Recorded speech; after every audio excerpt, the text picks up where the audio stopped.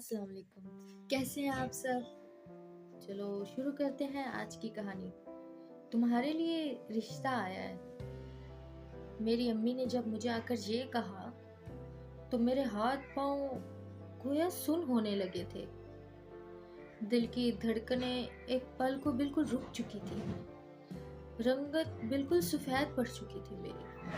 ایسے لگ رہا تھا جیسے کسی نے میرے رشتے کی نہیں بلکہ موت کا اعلان کر دیا ہو۔ میں اس وقت اپنی یونیورسٹی سے پڑھ کر واپس آئی تھی، کمرے میں ہی کھانا کھا رہی تھی جب میری ماں پانی کا گلاس لے کر میرے پاس آئی اور مجھے یہ خبر سنائی۔ میں بہت گھبرا چکی تھی، بجائے شرمانے کے مجھ پر تو گویا سختہ ہی طاری ہو گیا تھا۔ سانس لینے میں ہی مجھے بہت تکلیف ہو رہی تھی، جیسے میرے سارے راز ابھی کے ابھی کھل کے سامنے آ جائیں گے۔ میں نے اگلے ہی پل اپنے ماں کے ہاتھ سے پانی کا گلاس لیا اور پانی پینے لگی۔ پانی میرے منہ میں جانے کے بجائے میرے کپڑوں کو ہی بھگو چکا تھا۔ میری یہ حالت دیکھ کر میری ماں مجھے ڈانٹنے لگی۔ کیا ہو گیا ہے تمہیں مریم؟ میں نے کوئی انوکھی بات تو نہیں کی؟ رشتہ تو ہر لڑکی کا آتا ہے، تمہارا بھی آ گیا۔ اس طرح گھبراہٹ کی مجھے تم سے امید نہیں تھی، مگر میں نے اپنی ماں سے صاف صاف الفاظ میں کہہ دیا کہ مجھے کوئی شادی نہیں کرنی امی، میں پڑھ رہی ہوں، جو بھی رشتہ آیا ہے آپ اسے منع کر دیجئے۔ میں تو ان سے نظریں ملانے میں بھی کترا رہی تھی۔ کہنے لگی، کیوں منع کر دوں؟ کتنے ہی رشتوں کو تمہارے اسی انکار کی وجہ سے منع کر چکی ہوں، مگر اب مزید نہیں۔ ان رشتوں میں چلو نقص تھے، میرا بھی دل مطمئن نہیں تھا، مگر یہ رشتہ بہت اچھا ہے مریم۔ لڑکا کھاتے پیتے گھرانے سے تعلق رکھتا ہے، اپنے ماں باپ کا اکلوتا بچہ ہے، نہ کوئی نند اور نہ کوئی دیور دیورانی جٹھانی کا بھی شور شرابہ نہیں ہے۔ تم بہت خوش رہو گے۔ اکلوتے بیٹے کی بیوی تو ویسے بھی سسرال میں راج کرتی ہے، راج پگلی۔ لیکن میں اپنی ماں کی بات کو مکمل طور پر نظر انداز کر چکی تھی، جانتی تھی میری ماں اپنی ہی منوائے گی۔ میں نے ان کی بہت منتیں کی کہ میں آگے شادی نہیں کرنا چاہتی ہوں، لیکن ایک روز وہ غصے سے مجھ سے پوچھ بیٹھی کہ آخر تم شادی کیوں نہیں کرنا چاہتی؟ کیا یونیورسٹی میں کسی کو پسند کرتی ہو؟ امی کے الفاظ نے تو گویا میرے کانوں سے دھواں ہی نکال دیا تھا۔ میں اگلے ہی پل نفے میں سر ہلا کر ان سے کہہ بیٹھی، نہیں امی، ایسی کوئی بات نہیں ہے۔ اسی کے ساتھ ہی میری آنکھوں سے آنسو بھی آنے لگے تھے۔ میں امی سے کہنے لگی، امی، میں کچھ بننا چاہتی ہوں، اپنے پیروں پر کھڑا ہونا چاہتی ہوں۔ شادی ہو گئی تو نہ ہی میں آگے پڑھائی کر پاؤں گی اور نہ ہی اپنے پیروں پر کھڑی ہو پاؤں گی۔ میری بات سن کر میری امی ہنسنے لگی، کہنے لگی، تمہیں اپنے پیروں پہ کھڑے ہونے کی یا کچھ بننے کی کیا ضرورت ہے؟ نہ تو یہاں تمہیں کسی چیز کی کمی ہوگی اور نہ ہی تمہارے ہونے والے سسرال میں تمہیں کسی بھی طرح کی پریشانی نہیں ہوگی۔ خیر سے پیسوں کی ریل پل ہے، بلا وجہ ہی بہانے نہ بناؤ۔ اگلے ہی ہفتے تمہارے ابا گھر آ رہے ہیں اور ہم تمہاری منگنی کر دیں گے۔ یہاں پر بھی میرے ماں باپ نے اپنی ہی منوائی تھی۔ جیسے ہی میرے ابا گھر واپس آئے تو دونوں خاندان میں رشتے کی بات چیت آگے بڑھنے لگی۔ وہ میری امی کے دور کے رشتے دار تھے۔ میری ساس نے میرے ہاتھ میں انگوٹھی پہنائی تھی اور پھر اگلے ہی پل شادی کی ڈیٹ فکس ہو گئی۔ جب میں نے اپنی ساس سسر کا اخلاق دیکھا تو ایک پل کے لیے میں مطمئن ہوئی تھی۔ وہ اپنے بیٹے کو بھی اپنے ساتھ لے کر آئے تھے، جس کا نام امجد تھا۔ دیکھنے میں وہ کافی خوش اخلاق مگر خاموش طبیعت کا تھا، بہت کم بولتا، لیکن جب بولتا تو مختصر اور لاجواب کر دینے والی بات کر دیا کرتا تھا۔ لیکن مجھے اس سب سے کوئی سروکار نہیں تھا۔ میں کمرے میں آ کر پھوٹ پھوٹ کر رونے لگی۔ ایک عجیب سا خوف تھا جو مجھے اپنے گرفت میں لے چکا تھا۔ مجھے صرف اور صرف ڈر تھا تو اپنی سہاگ رات کا۔ اگر میرا راز کھل جاتا تو کیا ہوتا؟ میرے شوہر کی نظر میں میری کیا عزت رہ جاتی؟ کہیں وہ غصے میں آ کر مجھے طلاق دیتا تو؟ یہ کہانی تو کھل کر سب کے سامنے آ جانی تھی۔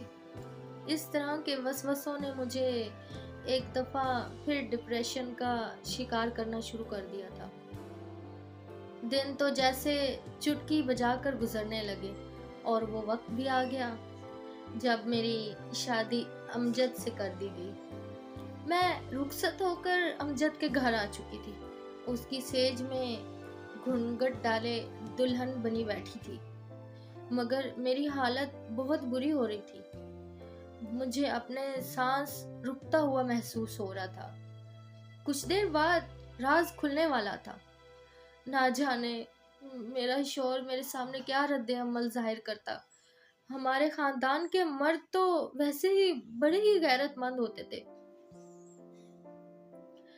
یہ بھی ہمارے خاندان کے جیسے ہی تھے کہ غصے میں آ کر مجھے قتل کر دیتے تو میں پھوٹ پھوٹ کر یہی سوچ کر روتی رہی، اپنے ماضی پر پچھتا رہی تھی کہ کیوں میں نے شادی سے پہلے ہی کسی کو اپنے اتنے قریب آنے دیا، کہ آج جب میری زندگی ایک نئے موڑ سے شروع ہو رہی ہے، میری زندگی میں خوشیاں آنے والی ہیں، اور میں روئی جا رہی ہوں، میں خوش بھی نہیں ہوں، اپنے ہی سیج میں رو رہی ہوں۔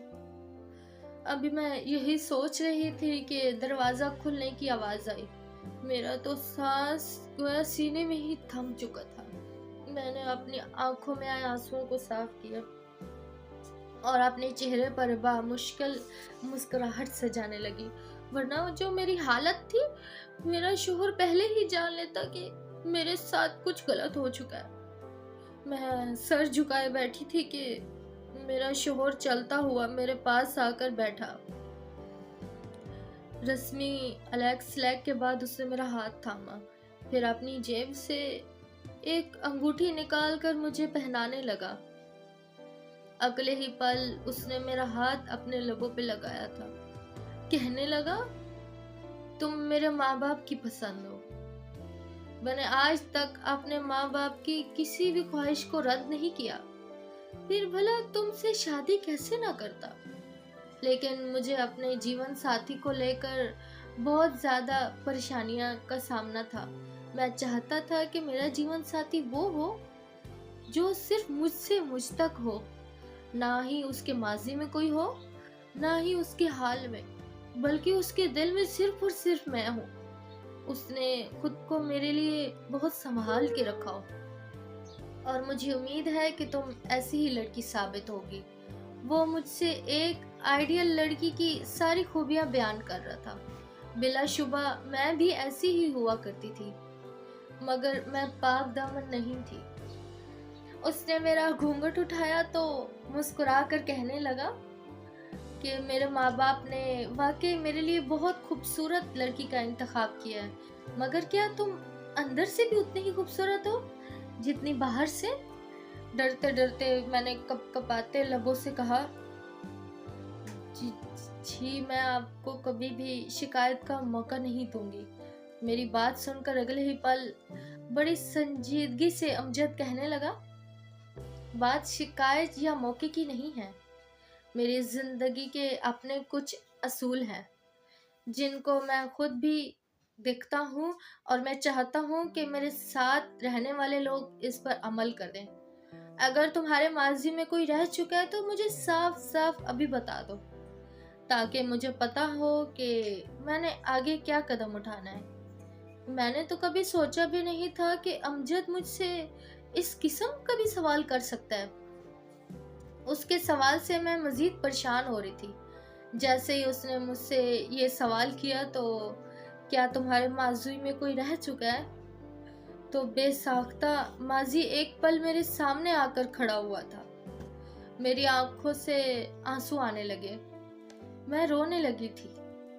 مجھے روتا دیکھ کر امجد نے ماتھے میں بل ڈال کر مجھے دیکھا، کہنے لگے کہ اس کا مطلب ہے तुम अपने माजी में किसी और को पसंद करती थी? अगले ही पल मारे खौफ के मैंने नफे में सर हिला दिया। मैं रोते हुए कहने लगी, आप मुझसे किस तरह के सवालात कर रहे हैं? मैं आपकी बीवी हूँ और बीवियों से ऐसे कौन सवाल करता है? मेरे माजी में कोई भी नहीं था। मेरी बात सुनकर अमजद ने एक गहरी सांस खारिज की थी। कहने लगा, मैं तुम पर कोई शक नहीं कर रहा, ना ही मेरे दिल में तुम्हारे लिए किसी भी किस्म का कोई जज्बा मौजूद है। मैं चाहता हूँ अगर तुम्हारा कोई माजी है भी तो हम दोनों उसको छोड़कर आगे की जिंदगी शुरू करें। ऐसे जायद मेरा तुम्हें तकलीफ देने का कोई इरादा नहीं था। अगले पल अमजद ने अपनी और मेरी आने वाली जिंदगी के बारे में मुझसे बातें शुरू कर दी, जबकि मैं तो डरते डरते उनके हर एक सवाल का जवाब दे रही थी। कुछ देर बाद वो उठे और कहने लगे, जाओ जाके चेंज कर लो, आज की रात हम दोनों के लिए बहुत खास है। जब मैंने अमजद के मुंह से ये सुना तो सोच में पड़ चुकी थी।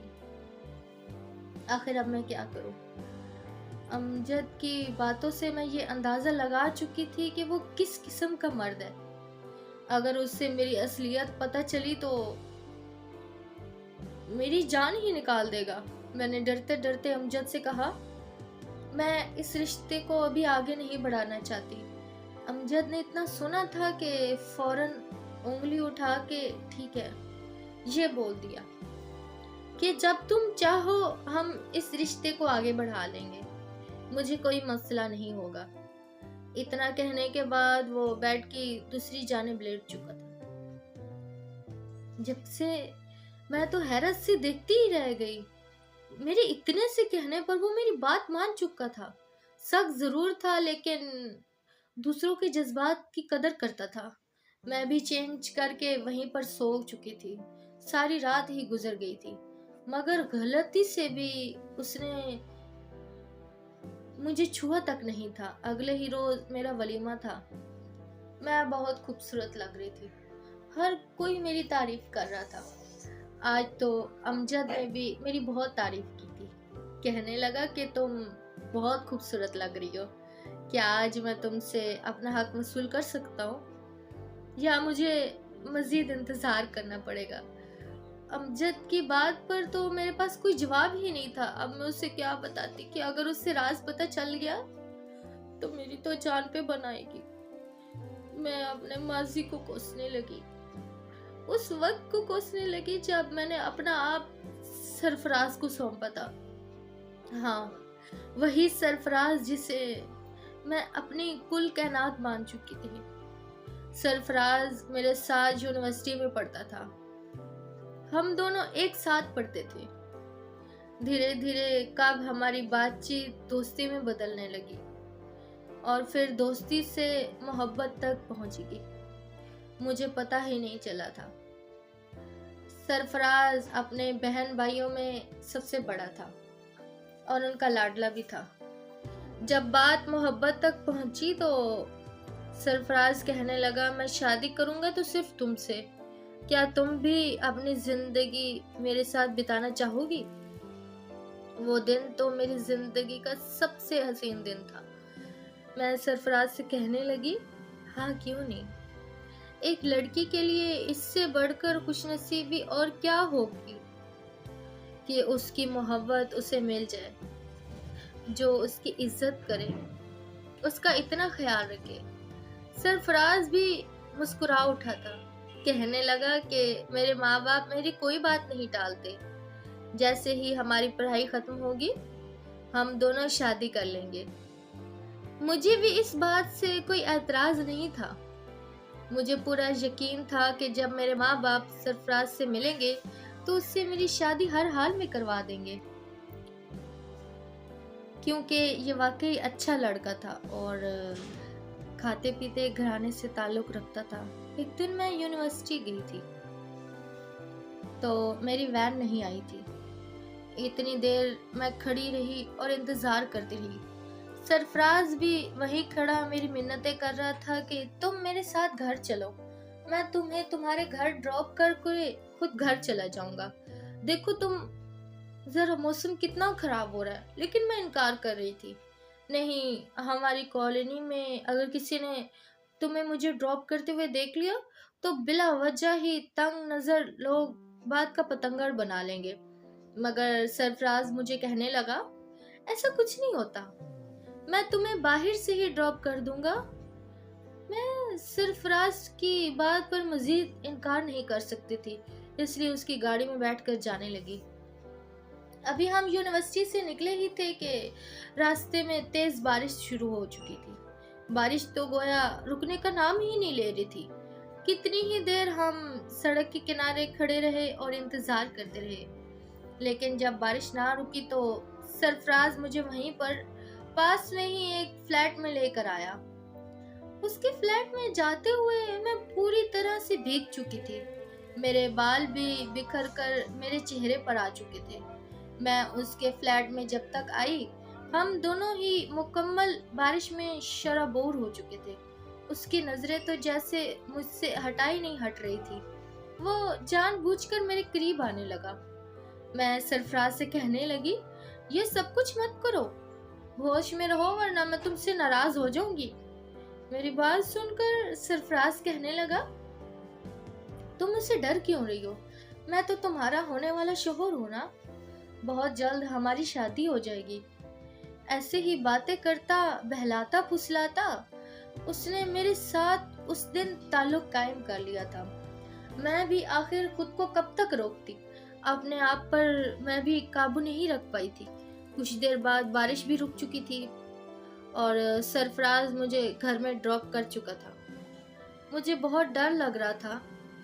میں اپنی ماں سے نظریں ملانے کے قابل تک نہیں تھی. مجھے لگا شاید سرفراز بھی باقی لڑکوں کی طرح ہے، کہیں وہ مجھے چھوڑ نہ دے. کہیں نہ کہیں میرے دل میں اس طرح کے وسوسے آنے لگے تھے. مگر اگلے روز جب میں گئی تو سرفراز میرا انتظار کر رہا تھا. کہنے لگا کہ میں تو تمہارے خواب و خیالوں سے نکل ہی نہیں پا رہا ہوں. تم تو میرے حواسوں پہ چھا چکی ہو. بس میں چند روز میں ہی اپنے ماں باپ سے بات کرتا ہوں، پھر ہم شادی کر کے اپنی نئی زندگی شروع کریں گے. پڑھائی کا کیا ہے، وہ تو تم شادی کے بعد بھی کر سکتی ہو نا. سرفراز کی بات سن کر جیسے میں تو اس پر اندھا یقین ہی کر چکی تھی. یہ بہت جلد ہم دونوں ایک ہونے والے ہیں. لیکن مجھے کیا خبر تھی کہ اگلے ہی پل میرے ساتھ کیا ہوگا. ایسا نہیں تھا کہ ہم دونوں صرف ایک دفعہ ہی ایک دوسرے کے قریب آئے تھے، بلکہ کئی مرتبہ ناجائز رشتہ قائم کر چکے تھے. ہر بار ہی میں سرفراز کو منع کرتی، مگر ہر بار وہ ہماری محبت کو بیچ میں لا کر مجھے کہتا کہ تمہیں مجھ پر اعتبار نہیں، تم مجھ سے محبت نہیں کرتی ہو نا، جو مجھ سے دور بھاگتی رہتی ہو. مجبوراً مجھے اس کی بات ماننا ہی پڑتی اور اپنی محبت کا ثبوت دینا پڑتا. ابھی میرا لاسٹ سیمسٹر چل رہا تھا جب ایک روز اچانک سرفراز غائب ہو گیا. ایک ہفتے تک وہ یونیورسٹی نہیں آیا تھا. مجھے اس کی فکر ہونے لگی تھی. اس کے نمبر پر کال کی تو نمبر بند جا رہا تھا. وہ ہر طرح سے پوری طرح غائب ہو چکا تھا. اس کے گھر والوں کے بارے میں، اس کے ایڈریس کے بارے میں مجھے کچھ بھی پتہ نہیں تھا. ایک مہینہ یوں ہی گزر چکا تھا. نہ ہی وہ یونیورسٹی آیا تھا اور نہ ہی کوئی ٹیلی فونی رابطہ ہو پایا تھا. مجھے اب یقین ہو چکا تھا کہ سرفراز میرا استقبال کرنے کے بعد یہاں سے جا چکا ہے. اس سے تو بس اپنی ہوس مٹانی تھی اور میری زندگی برباد کر گیا تھا وہ. میں رو رو کے ہلکان ہو چکی تھی. کتنے ہی مہینے لگے تھے مجھے اس ڈپریشن سے باہر نکلنے میں، باہر کی دنیا میں واپس لوٹنے میں. مگر اب میں فیصلہ کر چکی تھی کہ چاہے جو کچھ بھی ہو جائے میں کسی بھی لڑکے کے ساتھ شادی نہیں کروں گی. میرا یہ راز مجھ تک ہی رہے گا. اگر کسی کو پتہ چلا تو کیا بیتے گی مجھ پر، میری ماں باپ پر. میں تو یہ سوچ سوچ کر ہی بہت زیادہ پریشان ہو چکی تھی۔ میں اپنی محبت کا ایک لمبے عرصے تک انتظار کرتی رہی کہ شاید سرفراز لوٹ آئے گا، مگر وہ تو جیسے ہمیشہ ہمیشہ کے لیے ہی مجھے چھوڑ کر جا چکا تھا، مجھے بے وقوف بنا چکا تھا، مجھے یوز کر چکا تھا، یہاں تک کہ اپنی پڑھائی بھی اس نے ادھوری چھوڑ دی تھی۔ بہرحال اب سرفراز کے جانے کے بعد امجد میری زندگی میں آ چکا تھا، لیکن آخر کب تک امجد کو میں خود سے دور رکھ پاتی؟ اگر اس پر حقیقت کھل جاتی تو میری تو ساری زندگی ہی برباد ہو جانی تھی۔ میں نے امجد کو اپنے قریب نہیں آنے دیا تھا۔ وہ جب بھی میرے قریب آنے کی کوشش کرتے تو میں کوئی نہ کوئی بہانہ بنا کر انہیں ٹال دیتی تھی اور وہ خاموش ہو جاتے تھے۔ اس کے علاوہ میں نے اپنے گھر میں اپنی ساس اور سسر کی خدمت کر کے ان کی دل میں اپنے لیے ایک خاص مقام پیدا کر لیا تھا، تاکہ کل کو اگر کوئی بات ہو بھی تو ساس سسر میرے ساتھ کھڑے ملیں۔ رات کو سوتے تو خواب میں یوں لگتا جیسے میرا شوہر مجھے دھکے مار کر گھر سے باہر نکال رہا ہو، یا پھر راز کھل کے شوہر کے سامنے آ چکا ہو۔ ساری رات بے چینی سے سو نہیں پاتی تھی۔ پہلے تو خاندان میں دعوتوں کا سلسلہ چلتا رہا، مگر پھر ایک روز امجد کہنے لگا، میرے دوستوں نے میری شادی کی دعوت رکھی ہے۔ میرے 5 دوست ہیں اور سبھی اپنی بیویوں کے ساتھ اس پارٹی میں شریک ہو رہے ہیں۔ تم بھی میرے ساتھ چلو، اچھے سے تیار ہونا تاکہ پارٹی میں میری اور تمہاری تعریف سب کریں۔ یہ پارٹی صرف میرے اور تمہارے لیے ہے۔ اس کی بات سن کر میں نے حامی بھر لی تھی۔ وہ میرے لیے ایک شاندار سی خوبصورت سی میکسی لے کر آئے تھے، جسے پہن کر میں پارلر سے تیار ہو کر آئی تھی۔ آج تو میری ساس اور سسر بھی میری بہت تعریف کر رہے تھے کہ میں بہت پیاری لگ رہی ہوں۔ کچھ ہی دیر بعد ڈنر کے لیے امجد کے ساتھ ان کے دوستوں کے ہاں نکل گئی تھی۔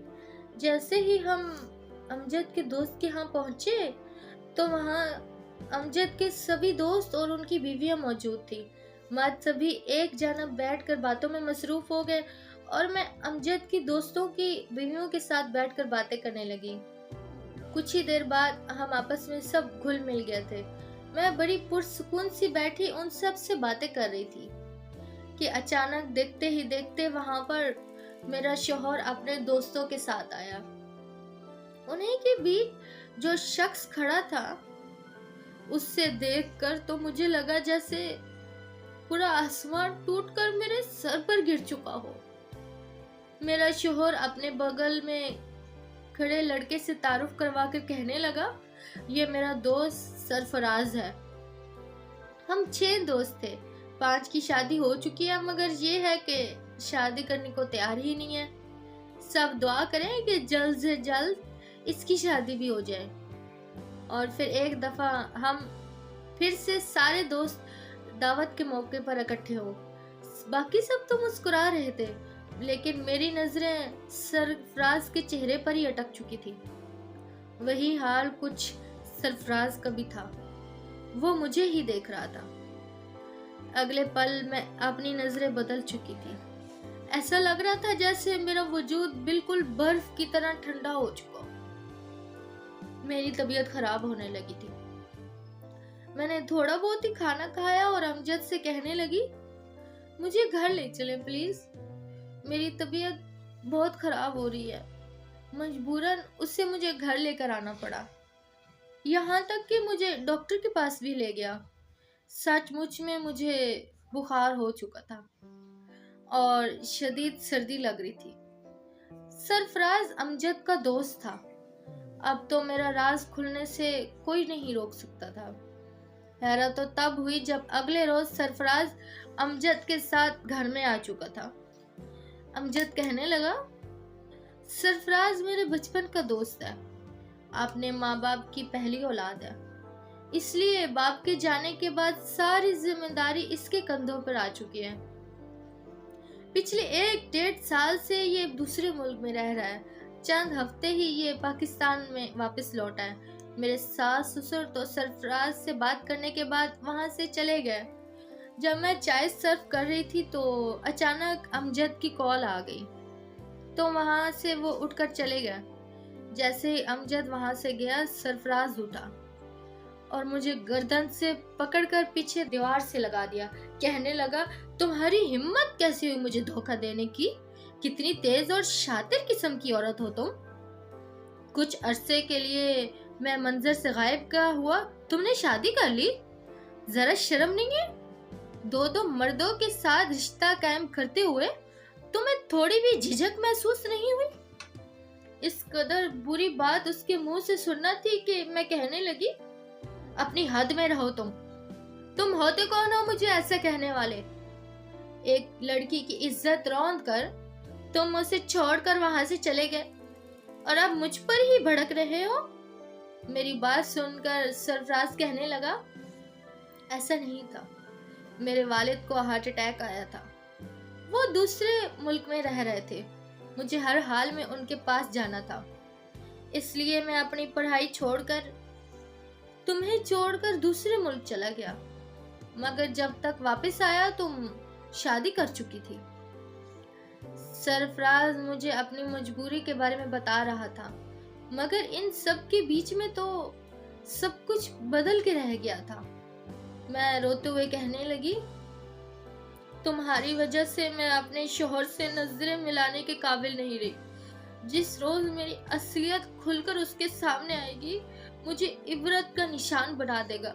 खुदा का वास्ता है दोबारा इस घर में ना आना, वरना मेरी जिंदगी मजीद अजाब बन के रह जाएगी। मुझे लगा था मेरी इस धमकी की वजह से सरफराज उधर नहीं आएगा, मगर ऐसा नहीं हुआ था। उसने तो उल्टा कॉल करके मुझे तंग करना शुरू कर दिया था। बार बार मुझसे मिलने की बातें करता था, धमकियां देता कि मुझसे मिलो वरना मैं तुम्हारी असलियत तुम्हारे शोहर को बता दूंगा। तुमने मुझे धोखा दिया, मेरे लिए इंतजार नहीं किया। हालांकि कस्में उठाती थी कि जन्म जन्म तक मेरे इंतजार में बैठी रहोगी। एक जानिब को शोहर मुझे अब शकी नजर से देखने लगा था कि मैं उसके साथ उस रिश्ते को आगे क्यों नहीं बढ़ा रही। जाहिर सी बात थी, वो भी आखिर कब तक मेरा लिहाज करता, जबकि वहीं दूसरी जानिब सरफराज मुझे परेशान कर रहा था, धमकियां दे रहा था। एक दो मर्तबा मैं उससे मिलने भी चली गई, मगर अब तो रोज रोज का तमाशा हो चुका था। उसका कहना था कि मैं अमजद से तलाक लेकर उससे शादी करूं, मगर मैं ऐसा नहीं कर सकती थी। इसमें खुलम खुला रुसवाई थी। अब मेरा सब कुछ अमजद था, जिसे मेरे माँ बाप ने खुद पसंद किया था। रोज रोज की धमकियों से तंग आकर एक रोज मैंने सब कुछ अमजद को बता दिया, चाहे फिर वो मुझे मारता, मेरा कत्ल करता, जो भी करता। मगर कम से कम मैं इस डिप्रेशन से एक बार निकल तो जाती। मैंने रोते हुए सारी सच्चाई अमजद को बताई, जिसे सुनकर वो एक पल में ही खामोश हो गया। मैंने उसे बता दिया था कि हम दोनों शादी करने वाले थे। मैं कोई ऐसी वैसी लड़की नहीं थी। अमजद ने मेरी बात सुनी तो उसने जन्नाटेदार थप्पड़ मेरे मुंह पे दे मारा और कहने लगा, तुम्हें शर्म नहीं आई? अपने माँ बाप की तरबियत का, उनके एतमाद का ये सिला तुमने उन्हें दिया। अरे मैं तो अब आया हूँ तुम्हारी जिंदगी में, लेकिन तुम कैसी औलाद थी? अपने माँ बाप की आंखों में धूल झोंकती रही। अगर उससे शादी करनी थी तो डायरेक्ट रिश्ता लेकर तुम्हारे पास आता। तुम जैसी भोली लड़कियां होती हैं जो अपनी जिंदगियां बर्बाद कर देती हैं। जब सुहाग रात को मैंने तुमसे ये सवाल किया था तो तुमने जवाब क्यों नहीं दिया? तुम उसी वक्त मुझे बता सकती थी ना। मैं रोते हुए अमजद के पैरों में गिर चुकी थी। मैं कहने लगी, मुझे माफ कर दो। मैं डर चुकी थी। मुझे लगा अगर मैं तुम्हें सच्चाई बता दूंगी तो तुम मुझसे नाराज हो जाओगे, कहीं गुस्से में मुझे तलाक ही ना दे दो। मुझे लगा था कि मैं तुम्हारे साथ जिंदगी में आगे बढ़ जाऊंगी। तुम बहुत अच्छे इंसान हो, यकीन मानो। लेकिन अब सरफराज का आपका दोस्त होना और उसका मुझे धमकियां देना मुझे बहुत परेशान कर चुका है। मैं मजीद मैं मजीद ये जहनी दबाव नहीं बर्दाश्त कर सकती। अगर आप मुझे छोड़ना चाहते हैं तो छोड़ दीजिए, लेकिन मैं वादा करती हूँ मैं सारी जिंदगी आपके नाम पर बैठी रहूंगी। बस मुझे आप तलाक ना देना।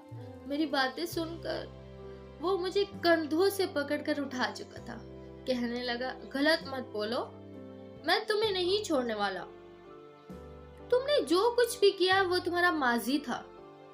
जब से तुम इस घर में आई हो, तुमने ना सिर्फ मेरे माँ बाप का ख्याल रखे, बल्कि मेरे साथ भी पूरी तरह मुखलिस रही हो। रही बात सरफराज की, तो उसने जो किया वो गलत किया। मैं उसे ऐसा करने पर मलामत करता हूँ। अमजद कुछ रोज तक मुझसे खफा खफा रहे थे। मैं भी अपने अंदर बहुत शर्मिंदा थी, लेकिन दोबारा सरफराज का नाम ना उस घर में लिया गया और ना ही अमजद की दोस्ती सरफराज के साथ कायम रही। बेशक अमजद एक बहुत बड़े दिल का मालिक था। उसने मेरे माजी के बावजूद मुझे कबूल किया। वो उन मर्दों में से नहीं था जो गुस्से में औरत का माजी उसके सामने लाकर खड़ा कर दे और उसे ताने दे, बल्कि वाकई ही बहुत खुश नसीब होती हैं वो लड़कियां जिसे अमजद जैसे शोहर मिलते हैं, और मैं उन्हीं खुश नसीब लड़कियों में से एक हूँ। ये थी आज की कहानी। उम्मीद करती हूँ आप सबको इस कहानी से बहुत कुछ सीखने को मिला होगा।